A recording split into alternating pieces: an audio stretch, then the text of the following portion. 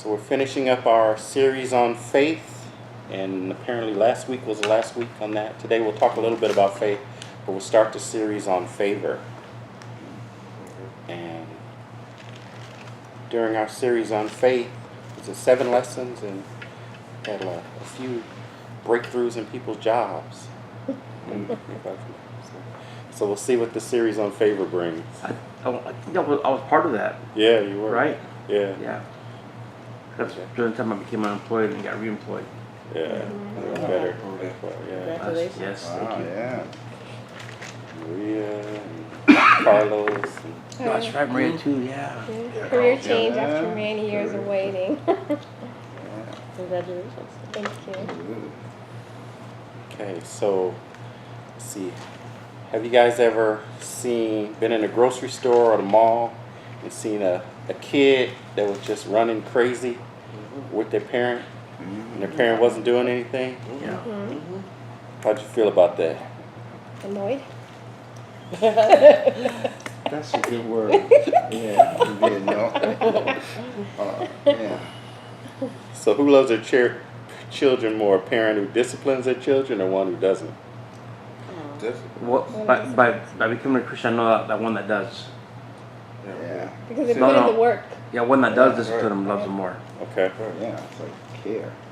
Sacrificial if they put in the work. all right, okay. And should the kid get an input into what the punishment is? No. No. I did it when I was a kid. So it's up to the parent to decide Man, I guess. what the punishment You don't is. pay no rent here. You don't pay clothes. You don't buy no food here. You have no stay. That's the school I come from. Yeah, you're right. All right, Run kid up to all, yeah. so we've been some of the sub themes through this series. So we'll see how you guys feel about that when we talk about God discipline us. But couple of the sub themes we've been going through faith. One is God's character. So trying to understand God's character, because if we don't understand God's character, then we can lose faith if things happen that are outside of what we believe is how God should behave, or outside of what we think is God's nature, and something happens, then we can lose our faith. So if we think, God caused all the trials, or if we think that, we say, hey, there's a loved one who didn't heal, or there's something didn't get delivered from the tragedy, then we can lose our faith because it conflicts with how we view God, or when something happens contrary to how we think God operates. So we've been kind of studying God's character to see how God really operates and how it's different than what we may sometimes hear and think. So if we look at the Bible, taking a look at the Bible and see. And also we've been looking at some doctrines. So some of the things some doctrines, some beliefs, or some things that people are taught, and seeing how they match with the Bible. The one we've been looked at through faith is kind of the prosperity doctrine, saying that health and wealth, that God will make sure every Christian is healthy and wealthy, and if you're not rich, it's because you don't have faith. Yeah. So we've been challenging some doctrines with Scripture, and today we're going to get into favor. Favor. So favor is the dictionary has it as, it's a means to give special regard to treat with goodwill, to show exceptional kindness to someone. Sometimes it means to show extra kindness in comparison to treatment of others. In other words, preferential treatment. So we're going to be looking at God's favor. God's favor. So what is God's favor? So we'll start with an example in an unlikely book of Job. We'll look at God's favor. So Job 1, 8 through 9 says, Then the Lord said to Satan, Have you considered my servant Job? There is no one on earth like him. He is blameless and upright, a man who fears God and shuns evil. Does Job fear God for nothing? Satan replied. Have you not put a hedge around him and his household and everything he has? You've blessed the work of his hands so that his flocks and herds are spread throughout the land. So then it went downhill from Job after that. But prior to that, we see that Job had a hedge of protection around himself and his household, and that everything was blessed from the favor of God. So it wasn't just him, it was the people who were around him, his family, and also because of him. And so he was prosperous because of God's favor. So that's an example of favor. And during the faith lesson, I talked about when I had gotten laid off before, or 3 or 4 years ago, or when I was coming back and starting to look for work again. So when I had gotten laid off, so you kind of think, layoff, although layoff is supposed to not be related to performance, it's supposed to be, otherwise it's firing. That's the difference between firing and layoff. But when you get laid off, you kind of think, well, maybe, if I had done something different. And there was one guy who was a lead, and I kind of thought, maybe I don't think he really liked my work and liked the way I work. And we'll call him Ralph. And so I had, in between, I started up another company, or a company, and I was looking to get back into the workforce. And somebody from my old company called me and said, hey, there's a position open. I said, okay. So I'll call, so the hiring manager called me to interview me. He said, I'm going to interview you. He said, I'm not really that technical, so I'll interview you first. He said, then usually I give a technical person over to interview you. He said, and so the technical person I use is Ralph. And I was like, uh-oh. He said, but I already talked to Ralph. And he said, if Michael Leeds available, you need to hire him immediately. And I was like, oh, really? That's favor right there, right? So I was like, oh, okay, I guess I was wrong. And so he was just asked me a couple of questions, and he said, so I don't really have anything else to ask you, so I'm going to send you back over to the recruiter. And so the recruiter said, well, we're going to send you out a background check. She said, so the next step is we're going to post a job, and then you need to go apply for it. The job isn't posted yet. So by the time they posted the job, I was already having a background check and negotiating my salary. By the time job, so that was an example of favor. Yeah. So you can live with favor. So favor is similar to an inheritance. An inheritance is something you get that you didn't work for. So someone else worked for it, but you get it. So that's one level of living. The other level of living, the second level, is sowing and reaping, which means you get what you work for. You plant 1 seed of corn, you get 1 seed of corn. You plant 4 seeds of corn, you get 4 seeds of corn. That's sowing and reaping. So the favor is you get what you didn't plant. So somebody else planted it and you get it. And then there's living with a curse, where you plant and you don't get anything from it. And so in different areas of your life, you can be in the different areas of living. So we'll look at faith and favor, the correlation of faith and favor. So again, favor is what? What was it again? The definition? Yeah. Getting something you didn't work for? Oh, you get something you didn't work for. Or something someone else worked for it. Yeah. That's cool. So it's Get either what one you or didn't the plant. Was the Right. actually saying. Yeah, you get what you didn't plant. Yeah. So a good example would be salvation. other. Yeah. He wouldn't work for it. He worked for it. Right. So we'll look at faith and favor. So faith is similar to optimism. So it's an underlying belief that nothing bad will happen, but it's a trust in God. So it's a firm conviction that God is in control and that God is on your side. So faith in God is... So we're going to look at the question, is there a correlation between faith and favor? Does God give you faith because he favors you?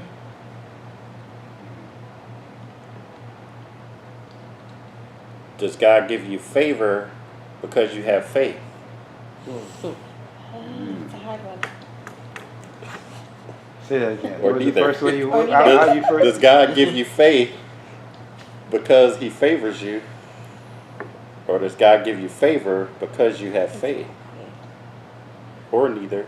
Or But both. we know that Or faith both. comes from the Lord, so. Right, It's okay. something that we get on our own. Right. I'm trying to think, no, try here, Mike. Yeah. What did you say? Faith. Faith is a trust in God, a firm conviction of what? Oh, a firm conviction that God is in control. Okay. Thank you. Mhm.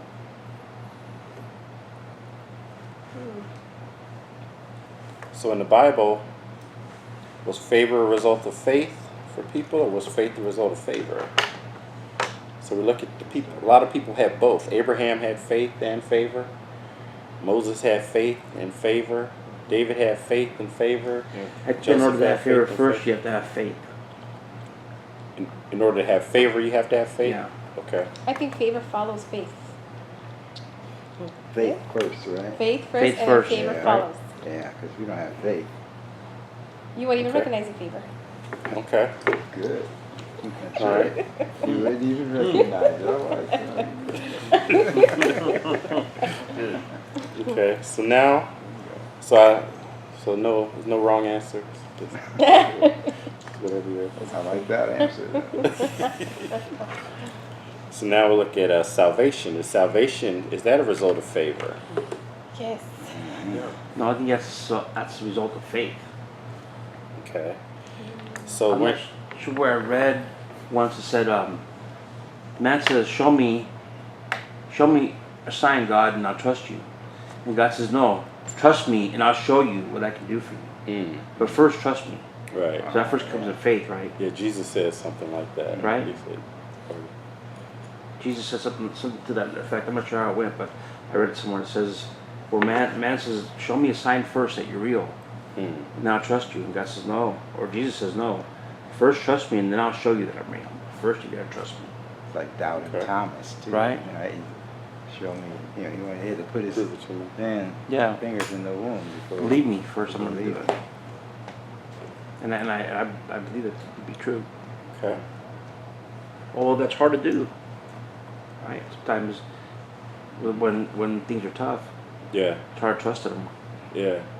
Like when I lost my job earlier this year, I was like, man, what's going to happen? You know, and I knew things would be all right. But there was a part of me that was like stressing about bills and stuff. You know, just in my years of living, the times that I've gotten in trouble was always when I was unemployed.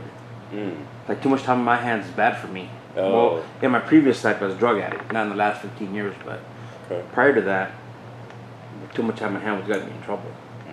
It's like, man, I don't want to go down that road, and I'd start making up scenarios and start spinning. But I had to have faith. I had to be strong, right? Yeah. That's right. It worked out. Glad you made it. Yeah. Yeah. It worked out. Yeah. Man. Were you connected with other brothers during those times? Yeah, I have a friend of mine's a pastor up in Reading. Yeah. So I went and visited him, stayed there for a week with him and his wife, and we talked and had some good conversation. That's good. Yeah. Yeah, because times like that, that's when Satan, Well, yeah, that's his oh, time to when- that's his prime time to yeah. attack. I know, they'll use it. That's good.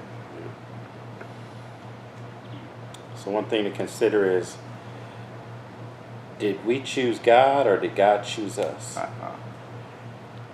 So that's so we'll talk about a couple of doctrines related to that. So there's a doctrine called unconditional election. The doctrine of unconditional election is based on the belief that God chooses or elects to do everything he does in whatever way he best sees fit. So that sounds okay. When he acts, he does so only because he is willfully and independently chooses to act according to his own nature, predetermined plan, and good pleasure. He decides to do whatever he desires without pressure or constraints from any outside influences. God all by himself. God all by himself, no outside influences, predetermined, planned, everything. So if we dig into that, so it sounds reasonable. If we dig into it, that means that unconditional salvation assumes that Christians are chosen by God. So if God acts with no outside influences, then that means that it's is not us to choose God, but God that chooses us. So faith is a result of God choosing us. We don't choose God by having faith. We aren't saved by our faith. It's God chose us and gave us faith. So those who don't get saved is because God didn't choose them. So that's favor. So then that's saying that all Christians are favored in that sense. So that's a doctrine. So the most popular scripture used for that doctrine is Ephesians. Oh, you have Ephesians 1:3-6. I do. Praise be to God and Father of our Lord Jesus Christ, who has blessed us in the heavenly realms with every spiritual blessing in Christ. For he chose in him before the creation of the world to be holy and blameless in his sight. Right. In love, in love he predestined us for adoption to sonship through Jesus Christ, in accordance with his pleasure and will, to the praise of his glorious grace, which he has freely given us in the one he loves. So the thought behind that is saying that he predestined us before the world. So saying that he chose us before the world came into being. So that's the concept of election, the concept of predetermination. So oftentimes if you hear that scripture preached, then it's likely that it's just a flag that it could be. It's likely that it's related to election or predetermination. So no external influence God's actions. So God acts solely determined by his will. No constraints are put on him based on his creatures, meaning us. He has ordained any influences that exist. So anything that looks like an influence, he caused it. Right. And if he saying that if he bowed down to man, that he would no longer be God. Right. So that is so that's a doctrine. So our church is so non-denominational. Denominations basically mean that the various doctrines churches have they differ in the doctrines. That's what the denominations are.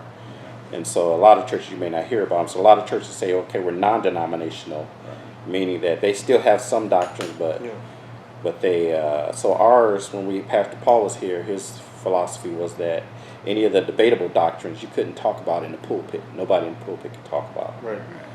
But that's gone away apparently now. But we have updated our website with every church has their stated beliefs.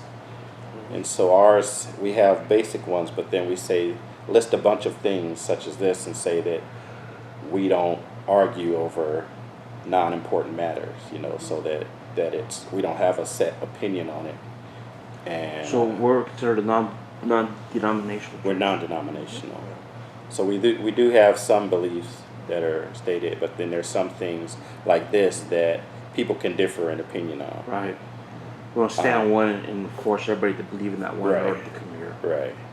And so I've heard this election preached, in our pulpit a couple times. Pastor John and recently the recent pastor. So I guess you guys have probably heard of evangelical Christianity. Yes. And so that's, it's not really a doctrine. It's kind of a set of beliefs that have moved across a lot of different denominations. So evangelicalism is a worldwide trans-denominational movement within Protestant Christianity, which maintains the belief that the essence of gospel consists of the doctrine of salvation by grace through faith in Jesus Christ's atonement. Evangelicals believe in a centrality of a conversion or born-again experience in receiving salvation, in the authority of Bible as God's revelation of humanity, and spreading the Christian message. So spreading the Christian message is evangelism. Right. So evangelicalism, so a lot of churches, so that's kind of, I don't know if it was the 50s or 60s, it kind of became probably the most common or among Protestant churches. So it's people started talking about you had to be born again, and salvation of grace through Christ Jesus atonement, and so that sounds good as well. But then you have to see that these two beliefs are in opposition of each other. It's like either it's salvation of grace through your faith, or it's God alone, and you whatever you do had nothing to do with it. So those are actually two opposing. So what is the EV Free Church? The which? EV Free, Evangelical know. Free. Oh, I don't know. Free? I don't know about that. Heard of it, but not. And Just see it evangelical free? Yeah. Evangelical Free Church of America. Well, I guess it's probably evangelical. Yeah. But I don't know. I don't know it though. Free parties. So what I'm wondering, what does that mean? I mean that they don't evangelize, or they're free to evangelize. Yeah. I mean, it's actually hard to say sometimes from the names, but Substance. mostly if you look on their website, they'll state our beliefs. They'll state their beliefs. Like any church or any ministry, they'll usually state their beliefs on their website. And you may or may not actually hear any that if you go there, but on their website they usually state their beliefs. Okay, and what is a Protestant Christian church? Protestant means you're Christian, but you're not Catholic. They were the ones that protested against Catholicism. Initially, but we're Protestant. So any Christian church that's not Catholic is Protestant. Protestant, right? Okay. Well, I guess not technically any, but most of the ones that we know of are Protestant. It started the most common from one is Protestant, right? well, Protestant. I don't know if it's more common in Catholicism worldwide. Yeah, Catholicism is so old. I think. I mean, like more popular. You think? Yeah, the most popular. More. I don't know. There's derivatives of Catholicism, and that's been around for so long. And it's so broad spread around the world because they had the Yeah. Crusades, and they went to Africa. But just so they many, went to there's so many Asia. different kinds of Christian churches. There's Protestant, there's Lutheran. Lutheran is Baptist. Protestant, Baptist is Protestant. All those are all Protestant. So all those are Christian, pretty much Mm-hmm. the ones that we know of that are Christians and non-Catholic are Protestant. So Protestant it initially started, with a protest against the Catholic Church, saying that, we don't necessarily need all these sacraments and all these rituals, and that the Bible alone, so it shouldn't be, the Pope can say, hey, this is what is true and what's not true. So Protestant was like kind of based on this Bible alone, one man can't say, or a hierarchy can't determine what's sin and what's not sin. It's like it's based Go on by the Bible. by the book. Yeah, and I don't have to confess my sins to another man. Another and man, things of right, that person. nature. So that was Or go to Sorry, I God mean to get through off the subject. I someone. just Right. didn't know. oh no, that's okay. Yeah, that's what we're talking about right now. So evangelical Christians, so they have the born again experience that came from evangelical Christian. The fact that there needs to be some experience where you're born again, and so we hear teaching of both of these, the evangelical Christianity and unconditional election. Okay, all right. So now we'll get into the story of Moses. Story of Moses. God wanting to kill the Israelites. The favor of Moses. You have Exodus 33:12. Yes, I do. Moses said to the Lord, "You have been telling me, lead these people, but you have not let me know whom you will send with me. You have said, I know you by name, and you have found favor with me." Okay. So God told Moses that he had favor. Right. So Moses had favor in God's sight. So we're going to look at the story of Moses, picking up from he freed the Israelites from Egypt. Then he gave them the 10 Commandments. And he went back up to the mountain to talk to God. While he was up in the mountain, the Israelites said, well, we don't know where Moses is, so why don't you make us a god, Aaron? So they gave him all the gold, and Aaron made a golden calf.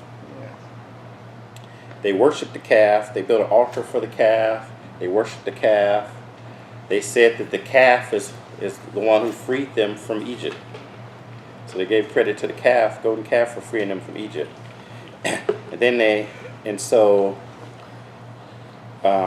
Egyptians also worshipped the golden calf, and it represented their god Osiris that we looked at when we were in a previous study.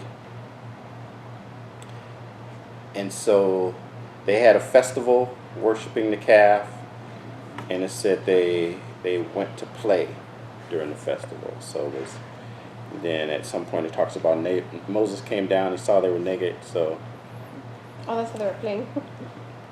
yeah, so the play was probably involving a lot of rituals that came from Egypt or other Mesopotamian societies. So they were going buck wild. Moses was up and about trying to talk to God. Lost their mind. And they just lost their mind. They did. All right, so we're picking up from there. Exodus 32, 7-14. Then the Lord spoke to Moses, "Go down at once, for your people whom you brought out of the land of Egypt have corrupted themselves." See, you notice God has said, "Your people." That's yours. He's already ready to. Yeah. He says, "They have quickly turned aside from the way which I commanded them. They have made for themselves a molten calf, and have worshipped it, and have sacrificed it, and said, 'This is your God, O Israel, who brought you up from the land of Egypt.'" So they're worshiping this calf, similar to what the Egyptians do. They worship the calf. So at some point they said, Aaron said, "Let's have a festival for Yahweh, Jehovah." So some say, well, maybe this calf was supposed to represent God, but not likely. Verse 9 says, "The Lord said to Moses, I have seen this people, and behold, they are an obstinate people. Now let me alone, that my anger may burn against them, that I may destroy them, and I will make you a great nation."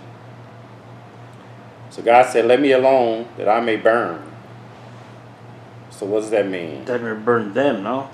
So my anger may burn. My anger may burn against them. So I why may did, destroy them. so why did he need to be left alone? So we're made in his image. So it's similar to what Brother Kenneth was saying. Did you have other brothers talking? So God was saying, "Let me alone so I can stay angry." Right. Like, I want to do this. Don't try to talk to me about it. Don't talk me out of it. Because if I talk to somebody, I may not do it. So that's the reason you want to, surround yourself with godly people, so you can not be alone when you're ready to do something. So he was going to kill him. Right. So although he had made a promise to Isaac, Abraham, Jacob, that they were going to be a great nation, but he said, "I can fulfill that through you, Moses." So it could have gone through Moses. Then Moses entreated the Lord God and said, "O Lord, why does your anger burn against your people?" See, Moses is putting your people, whom you have brought out of the land of Egypt, with great power and a mighty hand. Why should the Egyptians speak, saying, "With evil intent you brought them out to kill them in the mountains and destroy them from the face of the earth? Turn from your burning anger and change your mind, and change your mind about doing harm to your people." So he's saying the Egyptians are going to talk about you. And we remember one reason that the miracles were performed, or the reason that God said, was to defeat the gods of Egypt. And so it was part of the reason for the miracles in Egypt were to show the Egyptians that he was more powerful than their gods, and to turn them towards him. So Moses saying, "Hey, you've just kind of won some of them over, and now you're gonna, if you kill all your people, then that'll all go to waste." And he says, remember Abraham, Isaac, and Israel, your servants to whom you swore by yourself, and said to them, I will multiply your descendants as the stars of the heavens, and all the land of which I have spoken I will give you your descendants, and they shall inherit it forever. So Moses didn't understand that it could have continued through him. 14 says, so the Lord changed his mind. So some versions say repented, but it's nacham, Hebrew words, means to be sorry or to console oneself. Mine says the Lord relented. Right, relented. So it's the word is nacham. It means to be sorry or to console oneself about the harm which he said he would do to his people. When he says his people, is talking about Moses' people or the Lord's own people? God's people in that sentence. Okay. So God's people. So the Lord, Moses spoke to God and he changed his mind. So that kind of conflicts with the doctrine of unconditional. What was it? Unconditional election. Not the election part, but the fact that God doesn't act. God can't be influenced. So after this happened, then Moses went down the mountain. And when Moses saw, when Moses saw what was going on and how wild that they were going, then he got mad. Right, he couldn't believe it. So he broke the 10 Commandments. Oh, that's right. He told the people to grind the calf, mix it with water, and he made them drink it. Grind the calf. And he, Grind up the cow. I did not know that. And then you read it. And then I didn't. Yeah. But then after that, he said, "Whoever's with Yahweh, come with me." right. Who's ever on God's side, and so only the Levites came. So the Levites came, and that's why they became the priests. So the Levites came with Moses, and then Moses had them kill 3,000 Israelites. So I was like, wait a minute, Moses, you just talked. So he didn't know exactly what was going on. So then Moses went back up the mountain to plead with God on their behalf. Yeah, he's persuaded. So Moses tells God, so he's still telling God, don't kill the people. So he told God, don't kill the people, then he went down the mountain. And then when he went and saw what was really going on, he got mad, killed some people, and like, okay, I didn't know all of this was going on. I need to go back. Take it back. Yeah. I need to go back up that mountain. Wow. Because he. This is bad. Yeah, so it was bad. So we see that in this story, God was influenced by Moses. Right. God was influenced by the man of favor. So was God really going to kill the Israelites? So that's a big debated topic. They can't really use out. No, but later on he was going to punish them. Right. Well, right then he was going. Yeah. Later on, yeah. So let's see. They were punished. So there's some thoughts about this. I'll talk about some of the various things that people, various opinions. Some say that God was going to kill the Israelites and Moses changed his mind. Right. That's what the text reads. So that's pretty clear from the text. Some say that God was just saying that he was going to kill them so he can turn Moses' heart towards the people. Is God that manipulative? I know, right? Yeah, You know what's coming to mind is intercession. Like when we intercede and pray, are we asking God to? I don't know. It's that's coming up for Are we me. asking God to change his mind? Yes. Well, could be. So it could be. So that's kind of depends on. So if you assume a doctrine of unconditional election or the doctrine that God has a predestined plan for everything, then we would be, but it would be futile. Because if he has a predestined plan for everything, then you're praying against God's will. Right. Oh, But if you don't believe that he necessarily everything is like if So seeing that he has a predestined plan for everything, then that means that, when I woke up, whether I rolled out the right side of the bed or the left side of the bed, God chose that. I didn't choose it. So it's kind of, and it's versus God gives you authority over some areas. Just like if you're an adult, you give your kid the authority over his room. You tell him to clean it up, but you don't clean it up yourself or make him clean it up. It's like you give authority over some areas. Right. And so so some things that maybe God wasn't necessarily going to do one thing the other, and then if praying, you could influence him to do something. And so it wasn't necessarily something that was going to happen that was outside of his will. Like both scenarios could have fit into his will, and you could be influencing to take the one that you want him to take. I think the prayer would go, Lord, if you can find it in your will. If it's in your will, Right. will you do this? In other words, I'm going to show in favor. Right. Yeah. And I guess like if you're praying on behalf of other people, you could be interceding for them, not for a specific outcome, but for their well-being, the spiritual well-being throughout whatever outcome, right? Just sustaining them in prayer. Yeah, so you can Whatever. be praying, you can, it's kind of like the 3 Hebrew boys.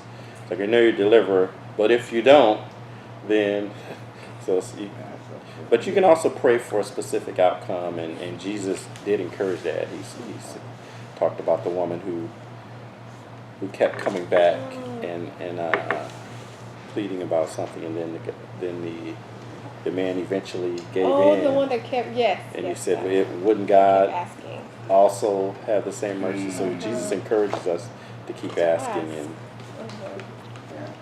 right. So the third reason that people give is that they say, well, God couldn't kill them because He made a promise to Abraham, Isaac, and Jacob. But we see that that's not necessarily an issue because he could have continued the line through Moses. B, they say, well, Christ, though, is prophesied to come through the line of Judah. So if he killed all of the line of Judah, then that prophecy wouldn't have come true. Because Moses was from the tribe of Levi. So if he killed everybody but Moses, then Christ couldn't have come from Judah. So that's an argument they got. He wasn't going to kill him. And a third is that then that would make God less merciful than Moses. Although Moses did go down and kill a bunch of people after that. But depends on how far you read.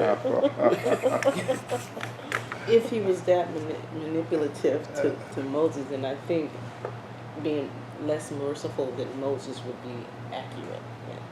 Because I think Moses came in with faith, and he saw where God was losing faith.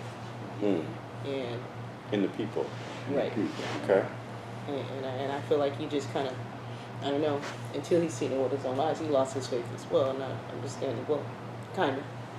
He did mention God later on. We didn't go into when he went down the mountain, right? Yeah. There was more of that, but still, I think from initially, Faith Moses in came, people. right? Okay. Yeah. I think he came with a good heart. He started that way, and saw where God was weak, and he stayed strong until he went down and saw the damage himself. Okay.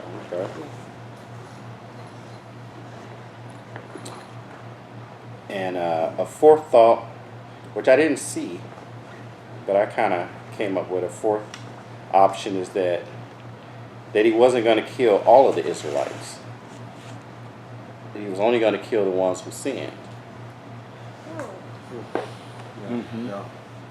Yeah, the ones that didn't. Just right. And the reason that I was kind of confused why I didn't see other people with that option, because when you read down to the end of Exodus 32, the very last verse, Exodus 32:25, which I hadn't seen before studying this, 32:35 says, "Then the Lord smote the people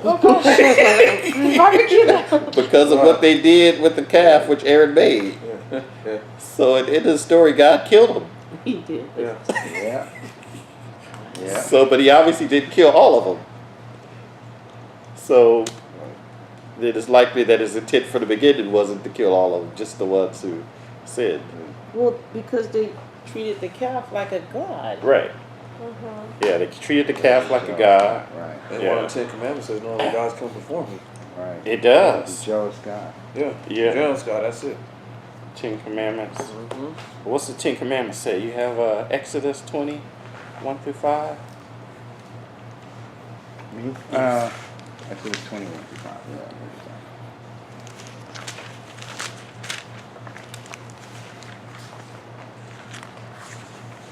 And God spoke all these words.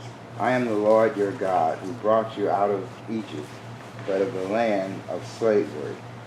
You shall have no other gods before me. You shall not make for yourself an idol in the form of anything, in heaven above, or on the earth beneath, or in the waters below.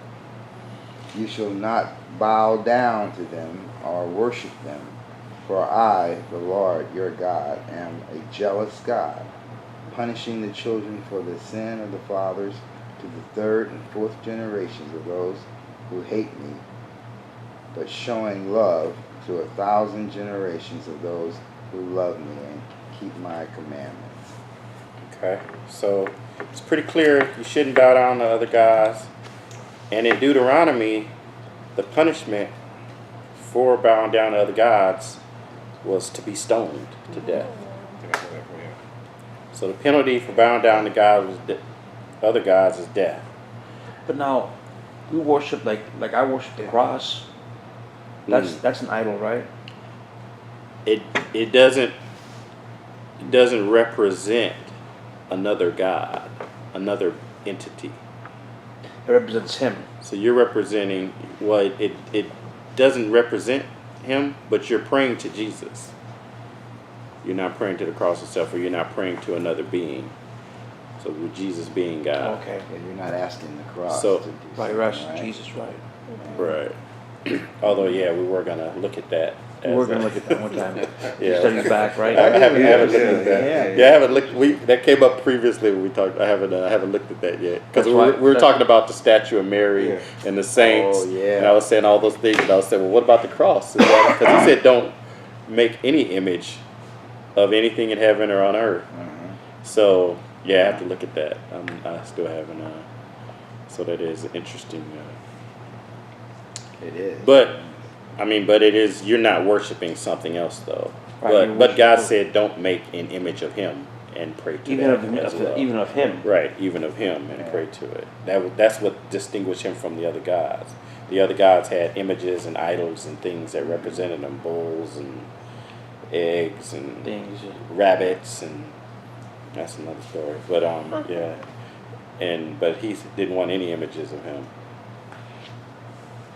So they were wrong, Israel, for worshiping the other gods, and the penalty for worshiping was death. So if the penalty for the crime is death, then the just thing to do Is to kill him. is to kill them. It's pretty clear. Yeah. So we actually, if you can look at it and say, oh well, that's evil, how could you? But we have a death penalty in this country, Yeah. and we aren't out picketing it and trying to get it overturned. We kill people in this country, but it's because they've done something. So a judge sentences a convicted murderer. If he does, is he being unmerciful? If a judge sentences someone to the death penalty, or is he being just?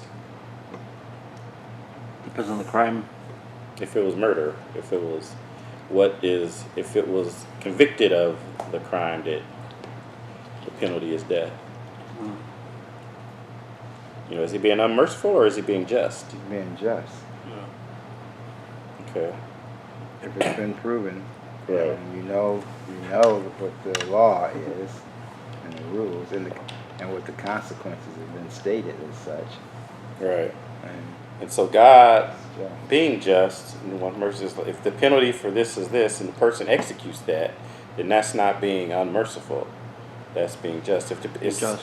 It's kind of similar to what we talked about the child in the grocery store at the beginning. You know, if the child goes and breaks a store window and the parent puts them in timeout or spanks them or wherever, whichever one you're doing, is that being unmerciful, or is it being that's what they deserve for the punishment they did? I mean, You for have to the deserve that's that the more, consequences. right? That's what I got. Yeah. It still didn't help. So then we want to briefly ask the question. So what are we choosing to worship? You know, it's your job, your car, your relationship, your children, the sports idol. What are we worshiping? So that's where this usually leads, Yeah. and would be a good point of application. But I'm not going to go there because I want to not stretch the analogy too far, because it's so idolatry. That's where we usually look at idolatry, and it is something to look at, and it is wrong. But that's not the idolatry that is deserving of death. You know, it's not modern day. We call it modern day idolatry, but that's not modern day idolatry. That's kind of like saying unequal pay is modern day rape. It's like, no, that's not the same. It's not comparable. It's not, it's not the same severity. It's not, and the modern day one is still there. And both of them are still there. In the same way, the punishment of death for worshiping other gods, the worship of other gods is still here today. Modern day idolatry is the same as the old day idolatry, and it's still pervasive today. Because someone worships a single God doesn't mean they're worshiping the same God as us. Just because if you worship one God, it doesn't mean it's the Christian God, it's the Jewish God. Just because it's one God, if you're worshiping many gods, then obviously it's not the same God as ours. But if you're worshiping one, it's not even necessarily the same God. And so, if you're calling a God by another name, a lot of times we want to be universal and say, oh well, all paths to God, everything lead, all paths to God are right. And there, it's not just one path. You pray to your God, I pray to my God. But that's not the case. It's like if they're praying to a golden calf, that's not the same as my God. That's a golden calf. Not that we should kill them. Yeah. Because Jesus died, that the punishment is no longer there. Not good for us. But the idolatry still exists. Idolatry still exists, and people are even still worshiping the same God that they worship. Idolatry still exists. So then how would we define idolatry? What is idol? So literally, it would be praying to some being or entity other than Yahweh, Jehovah, is idolatry. So although we, in the church, we figuratively refer to it as, where you spend your time, where do you spend your effort, where do you get your recognition from as idolatry. Yes. And so that as well is an issue as well, but it's not the same issue. It's not the same issue that was previously penalty of death. So it's not on the same level but it's bad. It is something we should focus on, because presumably we aren't worshiping golden calves and things. So it is. Or we're worshiping a house, or we're worshiping a car. So Right. anything that you put before the Lord and make it more important than God, Right. and you put all your efforts into it, and that's an idol. But he's saying Which also has not to worship. distracted you from. Right. That's a figurative idol. Yeah, So it's, figurative, right. yeah. But you can still worship the Lord. But he says not to worship even him, right? No? Say it again. So you're saying if you worship those things, you can still be worshiping God? No, I'm saying, Oh, no, can you worship God? Because didn't he say not to worship even him? Oh no. Oh. He said don't make an image of him. Oh, He didn't say don't worship him. No, he wants us to worship him. I was saying that's kind of contradictory. Yeah. Oh, no, That's the whole yeah. thing, right? I mean, Yeah, he wants us to worship him. That But he said don't make an image An of image. him. Okay. Yeah. So don't make any drawing, Statue or- any yeah, statues, right. anything Okay. that and say this is representative of my God. So don't make any visual thing. He actually said of anything on heaven or earth. So, you know. So we don't know the that one. I won't get into fishes on cars and all that, but yeah. So he said don't make anything heaven, earth, or below the earth. So we'll look at Moses' favor now. So the question isn't why was God going to kill them? The question is why didn't he kill them initially? After Moses asked him not to. Was it because Moses asked him not to? Yes. But he said that he didn't have any input from man, but he used another word. Well, that's what one doctrine says. Oh, the doctrine. But the text says differently. The Bible says that, Moses changed his mind. After he came to the mountain and seen what they were doing. No. Moses changed God's mind Okay. before he went down the mountain. Right. Then he went and saw what was going on. He changed his mind. Exactly. But, See how yeah. but God changed his mind, and we see that because Moses had favor in God's eyes. So we see that it was God's favor in Moses that saved the people, not his favor for Israel. So even though he had favored Israel, he was going to kill them. But he favored Israel. Those were his chosen people. But it was his favor in Moses that saved Israel. Saved them from him, but not from Moses. Moses ended up killing them anyway. Right. But to me, that's just so powerful, right? To know that God favors someone that highly. Right. Change his mind. Right. God favored Moses. Moses was highly favored. So the measure of favor that Moses has was different than the measure of Moses' favor of the Israelites. So the Israelites were favored. They were his chosen people. But Moses was a favored mediator for the Israelites. So the Israelites had favor, but they didn't have favor enough where they could plead to God to save themselves, let alone save all the other people. So like one Israelite could have, if he was down there, oh God, don't kill me, he would have still been gone. Yeah. So they didn't have enough favor just to save themselves. Right. But where Moses had favor to save other people, he was cool, Yeah. but yet he had favor enough to save other people. So there What are was the different word that levels. God used. He said, I will not be what by man? I will not be persuaded. What's the word that he used? I don't know. Which scripture? He said, or in the scripture, he said, I will not be, the word is persuaded, but I'm trying to think of the word that he actually used. Not be. Yeah, you have to find that. Yeah. I don't remember that. Okay. I'm curious to know why Moses was highly favored by God. Why Moses was highly favored?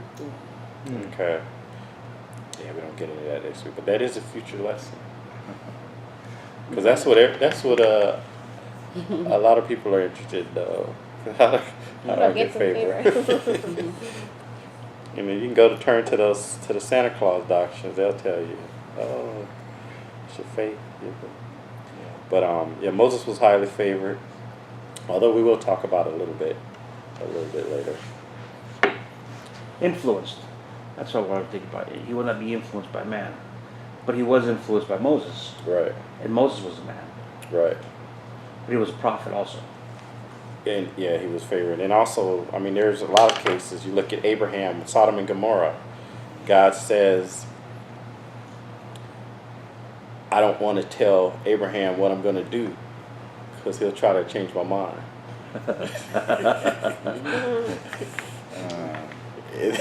And then Abraham finds out, and he's like, well, will you kill him? And he bargains, will you kill him if there's 10,000?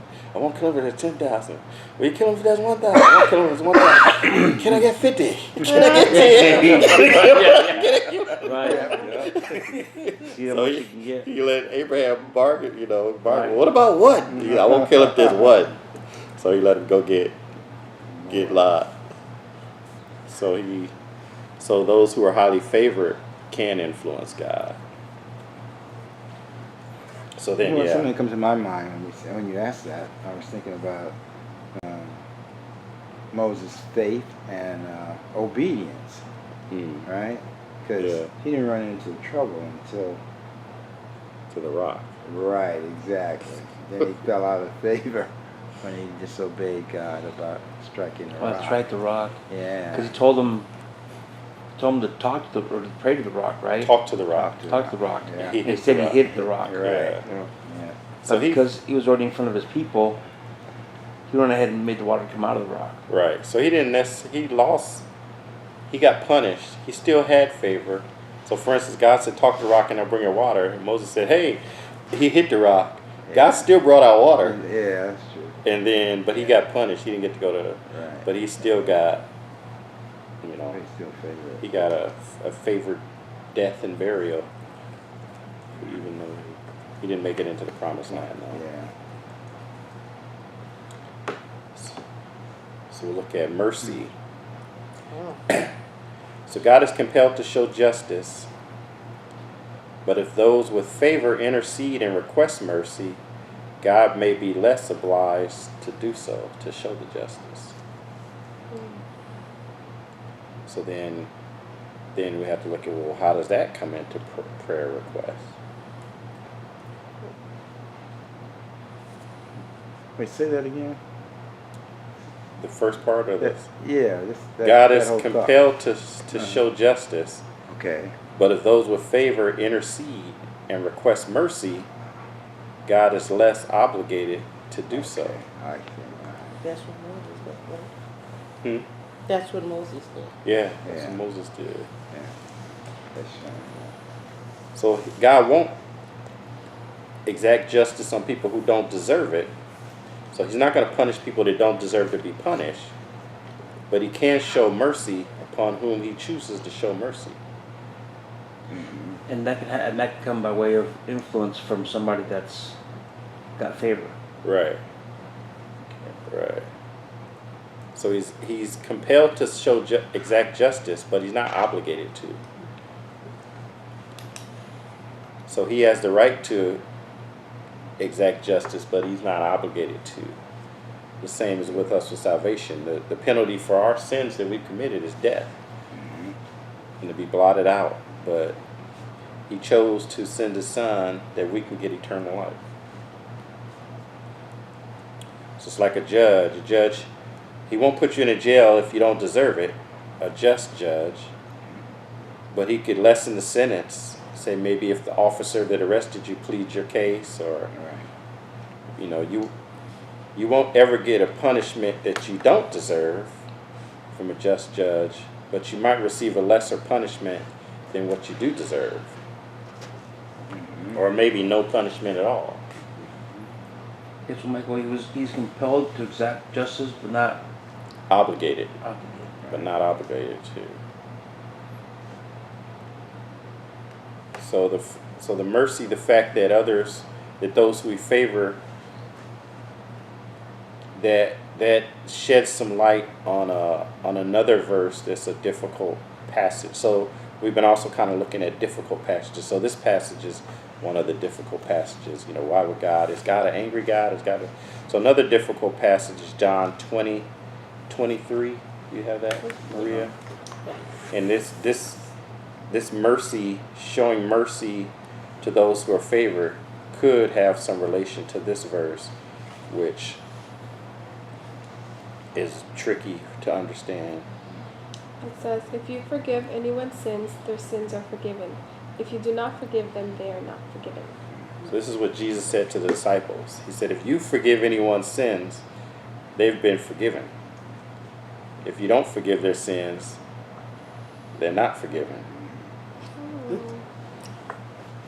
So with just reading it by itself, it's like, whoa, what does that mean? Right. I mean, but that's the truth, the second part. If you can't forgive someone, technically, they're not forgiven. But Right.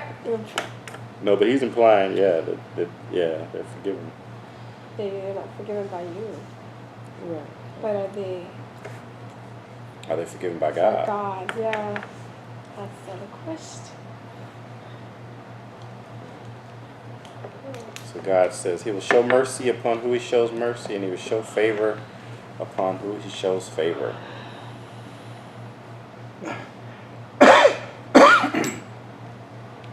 See any thoughts? this is a tough subject. Yeah. I mean, because you don't know who God's favorite is. Oh, favor is a tough subject. Yeah. Yeah. It is, and I think from my just experience, that this has been it's a tricky question. Mm. You know what I mean? A lot of people are. Oh, no, go ahead. Oh no, I'm just saying it's just favoritism brings so much jealousy and it brings so much competitiveness. Right. And it's sad to even see it sometimes within the church itself. Mm. Yeah. That's a good point. Highly favored. Right.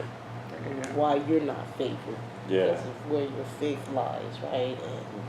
And it just brings it brings up a lot of memories and a lot of awkward moments I've experienced with wondering, if you're rich, are you favored, right? Mm. And if you're poor, are you not favored Mm. by God, right? So just my thoughts is concept, that that this is Well, we're starting a series on it. I so know. We'll dig Looking into it. forward to the rest of it. Yeah, a lot of people are angry and bitter. So a lot of people secretly, and some people not secretly because of discussion. I mean, I know some people who've talked to me about it that they're like, oh, this person, I know, they're not a Christian, they're a sinner. Why do they have a nice car and this and everything seems to go right for them? And, it's like, well, why do I, and I'm not doing all this stuff. Why am I even bothering with it? If I'm, and then other people are, it's just not fair. Why is God, it's not fair that this happened. This person is doing this and that. Why aren't they doing it? Or just the fact that some people have things, or the fact it's a challenge for a lot of people. And I guess in general, it's there are a lot of people, even just being on Facebook a lot of times, because Facebook is kind of, it's the life, part of people's life they want to show you. Mm-hmm. So it's like, hey, this is me. Look at me. I'm at the. Yeah. I'm on the cruise. Look at me. I'm at the. So some people get bitter. They're just like, it is just, you just show the highlights. You never hear somebody posted on Facebook, oh, bad diarrhea today. Stuff like Then you that. post, So disgusting. they have to to save the money to go on a I cruise. don't know why. Bad. I have to edit that out. Then you post sometimes they have but to eat top ramen to save money to go. Yeah, it's like, oh, lobster today. Ramen tomorrow. But see, right there, you're doing something against the will of God, because you're comparing yourself, and that's what can harden your heart. Yes. Because you're comparing yourself with someone else, and oftentimes you're going on something visual or what you hear, and you get a hardened heart about them or something when it may not even be true, or you don't know what they did to get that, or how they got there, and so there's all kinds of information that's you're not plugged into, and you're making judgments and comparisons with yourself. On what you see. Yeah. On what they show. So you have to be careful. That's envy, and be careful. with That your robs. envy. That's the thief of joy. Yeah. Yeah. Yeah. And I didn't realize, I've come to realize over the last 5 years or so that that's very common. That if people, if someone says, hey, I won the lottery, or even just at work, like if someone, a coworker gets a raise, and then other people are like, oh, I don't know why he got the raise, and I'm thinking, what's that? It's like that should be. Nothing There's to nothing do with negative you. about it. It has nothing to do with you. Yeah, why? exactly. Why is that negative? This person got a raise is good. You know, it's Right. not like, oh, now they don't have money to give me a raise. People think, look at it. They talk about looking at it as life is a pie. If somebody gets a slice, then there's less slices for me. Yeah. And a lot of people have Yeah. that mentality. Yeah, a lot of It's people. hard to, But like, a lot of find people. I that, mean, I think I didn't realize. I mean, it's maybe I don't know if it's the majority of people, Yeah. but it's extremely common. I mean, it's normal. I didn't. I And think don't- we're having that I conversation. think it's, too, and then I I've heard of it talked about as the orphan syndrome, because there's a story That's of not really enough. these orphans. Woman adopted these two orphan brothers, took them home. Rich family. They had to spread. Other brothers and sisters. They had 3 other brothers and sisters. And dinner time came. They went and they're like grabbing food, putting it in their pockets, and taking food and getting everything they can and going off. And their mother was just like, what are they doing? And then it wasn't for like weeks and weeks where they realized, okay, I don't have to, because they're used to having to fight for food. If you don't grab it now, you're not going to ever get it, and there's not enough. And it took over time. They finally realized there's always going to be enough. Yeah. It's like I have a loving parents, and they're always going to be enough. So it's kind of had also. I think it's kind of maybe starts from your relationship with your parents, but it's definitely your relationship with God. How do you see God? Yeah. You see God as a parent, someone who doesn't have enough, or it's how you view God. Do you view him as an orphan, or do you view him as someone who has an inheritance from him? It's My like father's I have rich. an inheritance. My father's rich, and I have an inheritance from him. So if he blesses somebody else, that's no that's no skin off my back. Yeah. Or do you see it as, well, there's not enough to go around, so this person got it. It's kind of like the prodigal son. The other brother was Right. like, why are you giving him that? Right. He got it. But like Pastor Larissa says, I serve a Lord that owns cattle on 1,000 hills. Right. Mm. Right. Yeah. Yeah. So he has more than enough to go around. Yeah. But it's Right. it's tough though, because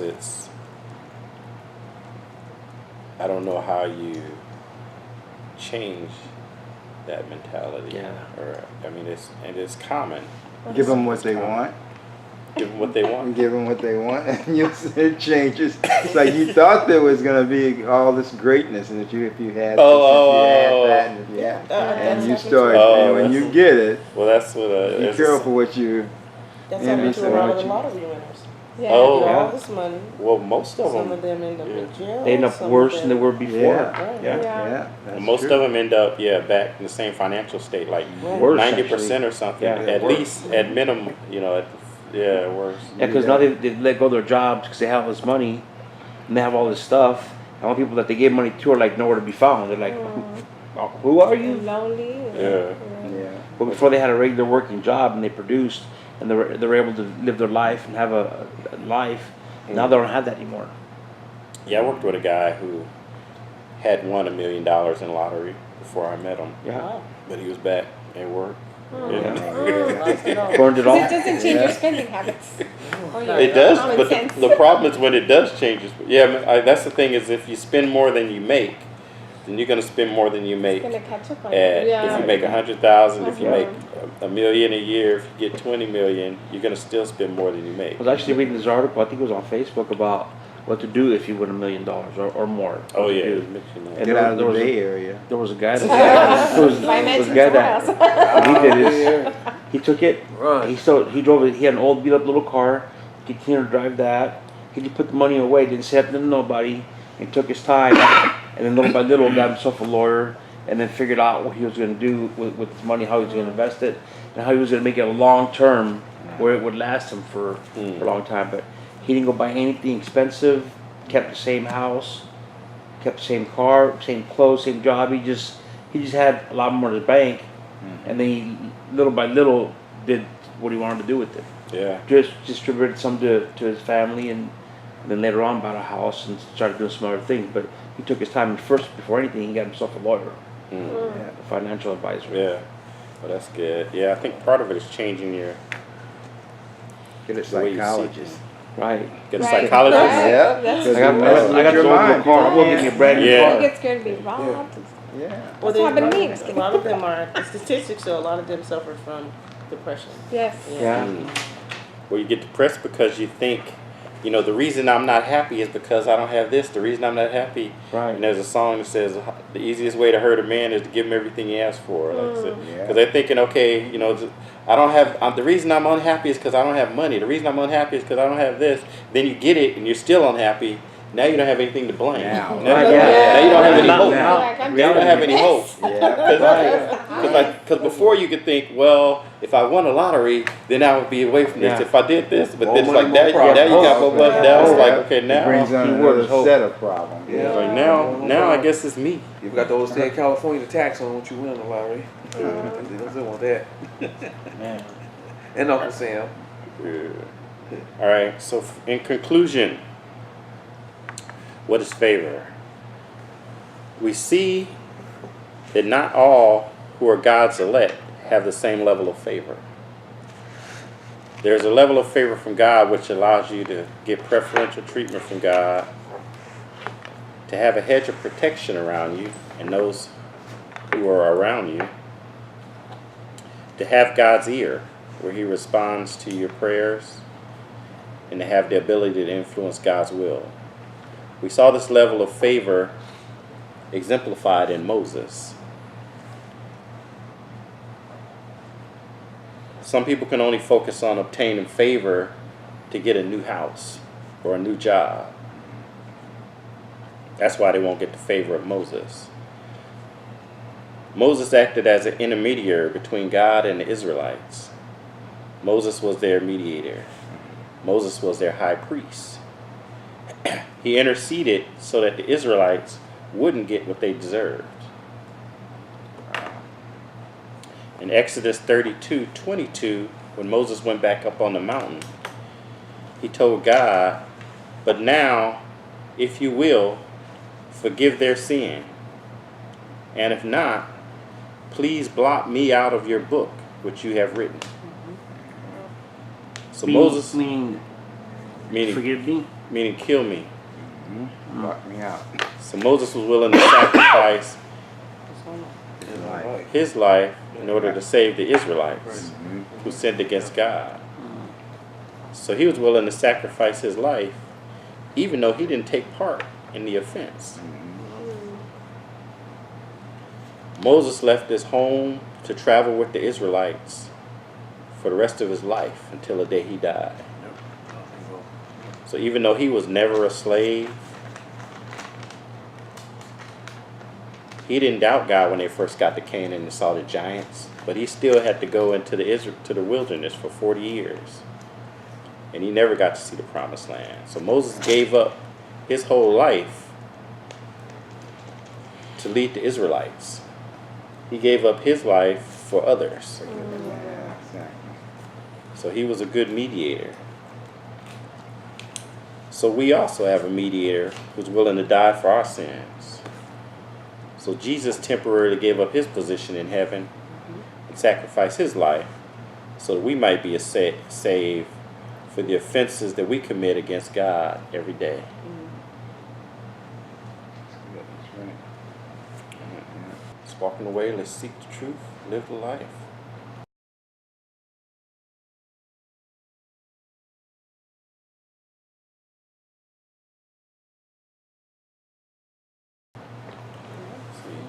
Any thoughts?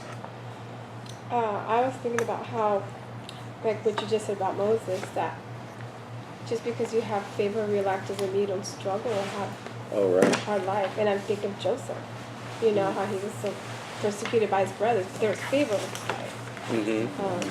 And in our own lives, if there's favor over our lives doesn't mean we're not going to suffer because of it. Right. Yes. And that's 2 lessons from that. It's Joseph. a little trailer. That's what I thought this one was going to be initially. But, yeah. So favor doesn't mean that bad stuff doesn't happen to you. Bad stuff still happens to you. You know, Moses was in the desert for 40 years. Right. Moses, you didn't hear about. Moses had a wife. Right. She You made didn't cookies. hear about his wife, after I don't know if his wife went with him all the Support. time. Yeah, his wife. Support. No, I guess she did because they were talking about her at one point in the story. So I guess she went with him. But he left his home. He gave up everything. He could have, you know, he gave up Follow me. to walk in the desert and lead these people, to your people. And he said he didn't even like them at some point. Right. If I left Right. this camel at home, and now it'd be like your car, right? Right. Right to walk with his people. Yeah. That's dedication right there. So it's people. It was God's people, and so Moses had a heart for them. And so yeah. So I think his next lesson we're going to look at, you know, why Moses had favor. But I think that's part of it. Is he had a heart for what God had a heart for. You know, he wasn't out looking to, you know, get himself a new camel and a new ring. You know, he never asked for anything for For himself. himself, that's what I He only asked for stuff. He never asked for anything for himself. interceded for others. So people always say, well, why is this person favored? Because they got stuff for themselves. It is like, but Moses never wanted anything for himself. He wanted stuff for other people. He wanted stuff for the people God wanted, the people God loved. And that was Moses' biggest concern, was the benefit of them. It wasn't about what can I get for myself. Right. So that's kind of the, I don't know. So, I mean, I think that plays into it. It's When like you who realize would that benefit- you have favor, Yeah. you know, and that you have this kind of influence with God, wouldn't you be tempted to ask for something for yourself if you know that He answers? Yeah, if your you can talk prayers to or God that and you can- influence him and convince Yeah. him, he didn't even get a new pair of shoes out of it. He didn't ask for anything. Yes, So now he's nothing. hustling God, huh? Huh? He's gonna hustle God. No, I'm saying, but he He didn't. just didn't. No, that's not He where his didn't. heart was. Yeah, His that's heart not. was Yeah, there. exactly. So his heart was. God knew his heart. Yeah, God knew his heart, and it wasn't to benefit himself. Right.